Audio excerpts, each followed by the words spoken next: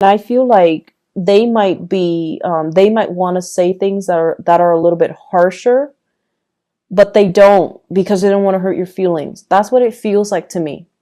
And this is the energy that of the person that you're dealing with.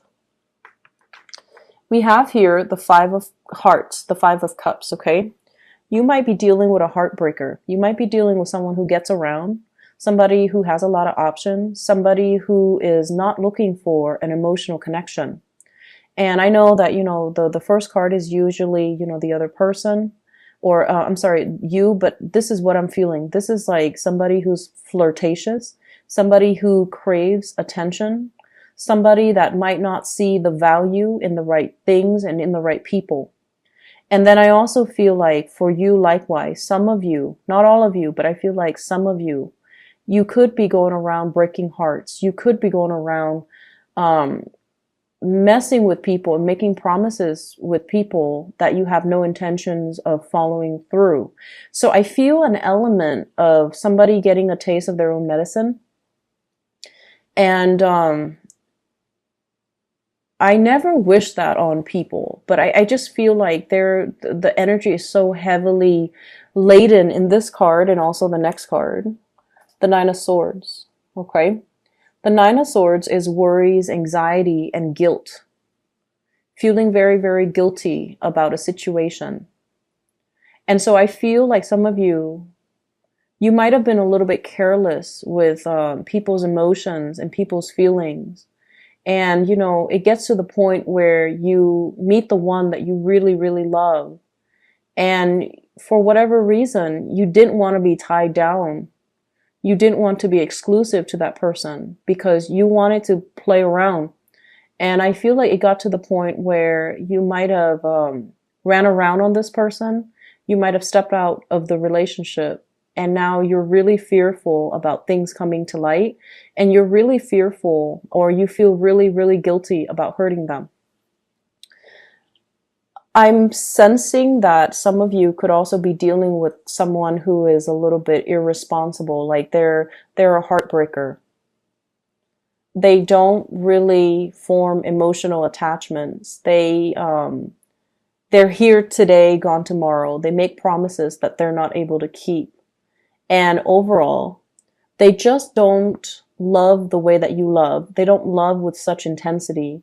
It's easy for them to, pick up and go, and it's easy for them to jump from one relationship to the next, whereas it's really difficult for you.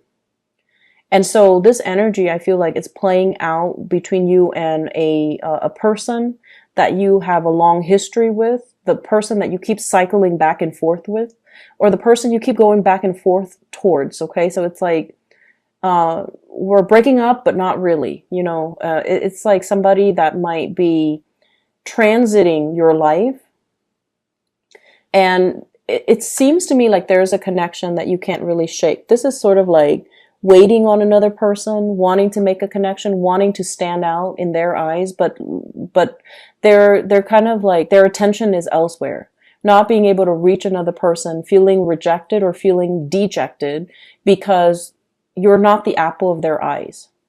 So I feel like this is your energy where you could be the person in the back that's walking away, or you could be the person in the front who is the heartbreaker. The partner that you're dealing with, we have here the Nine of Swords. The Nine of Swords, air sign, Aquarius, Gemini, and Libra. This is somebody that has a lot of worries and anxieties. They're kind of like a perpetual planner. They worry about things. They plan out the future, and they're so far in advance that they kind of work themselves into a frenzy. I also feel this energy about, someone who's very seductive. You wanting to get this person's attention, being the seducer. And I feel like their minds, they're scattering their attention elsewhere. They're focused on other things. They're focusing on the bigger picture with the Wheel of Fortune.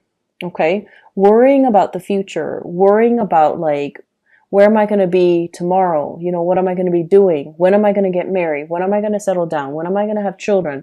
When is my career going to take off? So with the major arcana card, the Wheel of Fortune deals with bigger things. It's not just love and commitment in relationships. It's more like, what is my life's purpose? Where am I headed?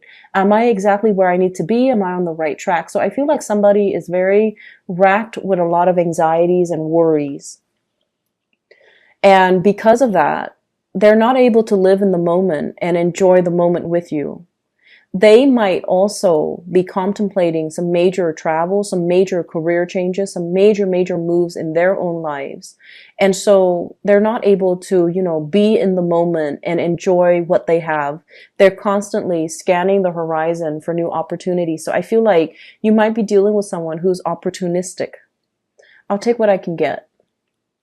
I'll take it for what it is. I'll take it today. And then if something better comes along the next day, I'll take that and leave this. So I'm sensing here, in terms of the relationship department, I just feel almost like you're barking up the wrong tree, or you're with somebody that might not be, you might not be the sole focus of their attention because of other things. Okay. It's sort of like life is driving a wedge between you and another person, where the two of you are not able to come together because of where you are in life, because maybe your life goals and your career and your aspirations are not in alignment with one another.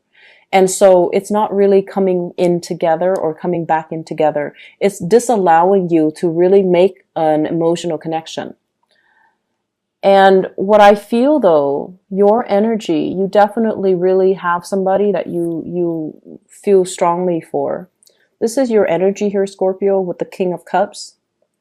This is someone who's very romantic, and I almost see like a maternal energy, even though it's the king. It's somebody that is they're very nurturing. They like to take care of people. They like to take care of children. They like to take care of animals. They have a boundless amount of patience. They don't yell. They don't raise their voice. They like to cook. They like to feed their loved ones. They like to comfort people when someone is down. And so I feel like the energy that you exude, and you've done a lot of work on yourself, and especially that Saturn return, it's made you a better person. It's made you, it was definitely challenging, but it made you appreciate loyalty. It made you appreciate, the softness in your interactions with another person. And I feel like, as difficult as that Saturn transit a few years back was, it really made you grow as a person, and that you can be a lot more tolerant, compassionate, and understanding. And as a result of it, I feel like, you have someone in your life and you really respect them. You really want to make an offer to them. And you have in your mind what the future is going to look like, what the future is going to hold. But at the same time, the person that you're dealing with here, we have the Eight of Pentacles. Someone who's a workaholic, someone who's so focused on building wealth, building their career, building things for themselves that they're not really able to accept the offer. Someone whose attention and focus is really elsewhere. And so while you spend a lot of time making gestures towards the other person, they're not really noticing it. Or they have other options and they're not able to see the value and the devotion and the level of commitment that you're able to give them. Because, for them, whatever it is that they need in their lives, it's different. Like goals and aspiration, dreams, and ultimate end goals and professional development and achievements. These are the things that they care about. They care about all the tangible things, and they're not looking at you with your full potential. So it's almost somebody who is not really interested in looking for love. Maybe they're like this, they want to have experiences. They're not looking for the great love or the grand love, and they might not see the value in the right things. So you're kind of barking up the wrong tree. You're kind of barking up the wrong tree with this person. I feel like for those of you who are single, you're really looking for love.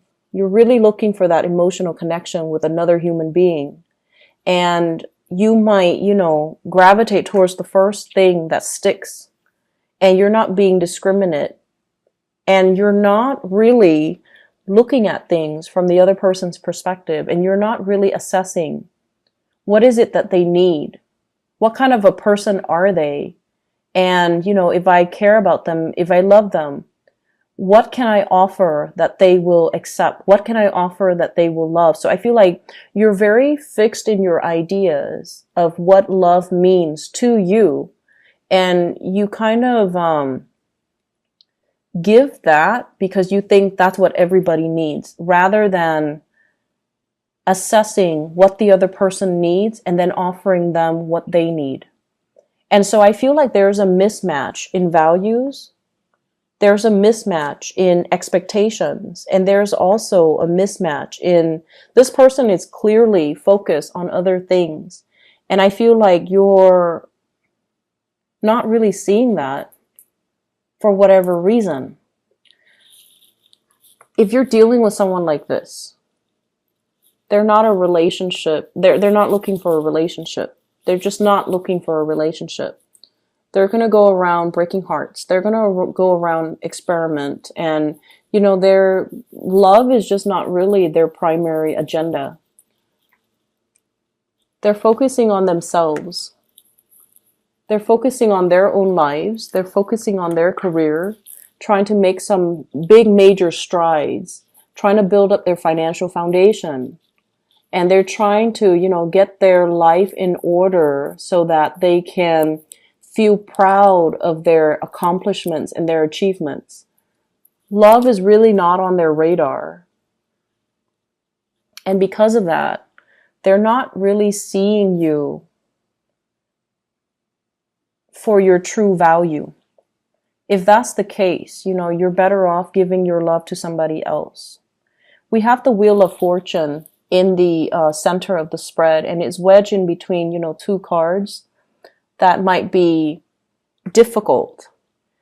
And so what I feel is this might not be the right timing if you are clearly in love with this person. I feel like, it has the potential to come around, or it's coming around already. And it's kind of a good opportunity for you to open your eyes and maybe see it for what it is, okay? The Wheel of Fortune deals with the bigger picture.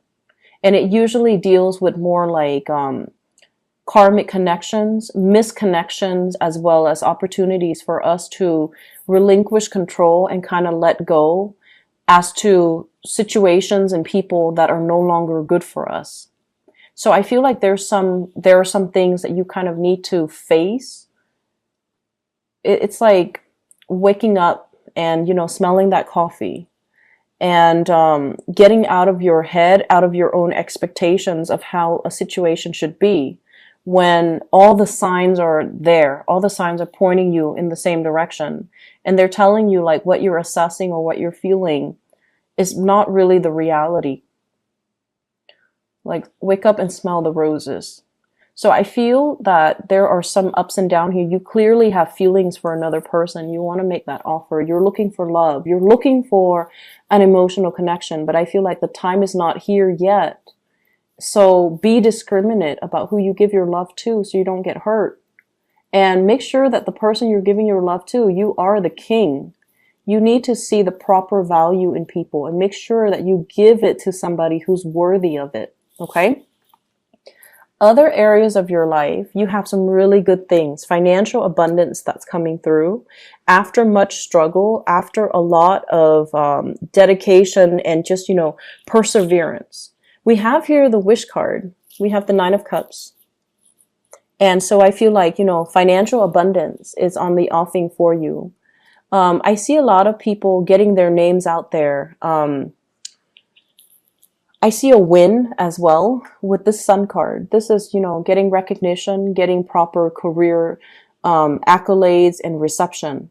And I feel like in your professional life, many, many of you are taking the proper steps to get your career on track, to build up your financial foundation, to save up for a rainy day. Some of you are seeing like a financial advisor to sort out your retirement, to sort out your 401k, to sort out, you know, your taxes as well, is what I'm getting. And then I also feel like for some of you, there are talks here from financial consultant or from the numbers and the figures that you're looking at with another person. And I see like the message, early retirement. So they look at you and they're like, well, guess what? You qualify for early retirement. So you can retire a lot sooner than you expected. So I feel like you're seeking somebody's advice, or you're seeking some experts in their field, just so that you can get, you know, clear, logical, and correct advice. If in the past you've been kind of listening to hearsay, listening to, you know, people around you as to how to do things, I feel like this is the week where you're like, no, I did my whole listening, but I'm not getting the proper, you know, advice. You're consulting an expert. And the expert shows up here, King of Wands. This is somebody that is very knowledgeable. They have a lot of advice to give. They're very educated. They have multiple degrees under their belt. And they're going to show you how to achieve financial success, how to achieve, you know, professional success, how to retire early, how to really enjoy your time and your youth so that you don't have to worry about financial issues. Okay? On a lighter note, I definitely feel like there's conflict. 5 of Wands. Conflict between you and another person. It could be an air sign, Aquarius, Gemini, and Libra. It could be a romantic partner or just another partner. But what it is like the two of you are hail from different walks of life. Okay, so like it's the person fighting a tree. There's no common ground here. There's no commonality. There's no common understanding. There isn't a consensus or an agreement as to how we should do things. One person wants it one way, the other person wants it another way. And a lot of the time, Scorpios, you're not always, you know, you're not confrontational, and you're not a sign that seeks conflict just to have conflict. But I do feel when you see things a very specific way, and the other person is like, has a different worldview than you will defend your beliefs. But I feel like what you're espousing is not appropriate because you're fighting with a tree. It's like you're different species, different worldview, different upbringing, and it creates a different animal altogether. And so this is a week to really count your blessings and focus on areas that are moving along really smoothly. And whenever something is not moving the way that you want, when you find yourself coming up against a brick wall, it's kind of a clear indicator from the universe that maybe it's not the right track for you. Maybe you can revisit it later, but not right now. So don't go dumping all your energy into a very contentious situation where you don't see eye to eye with another person. Focus on other things. Focus on other areas of your life that has a clear resolution, that flows smoothly, rather than scattering your energy towards, you know, dead ends, okay?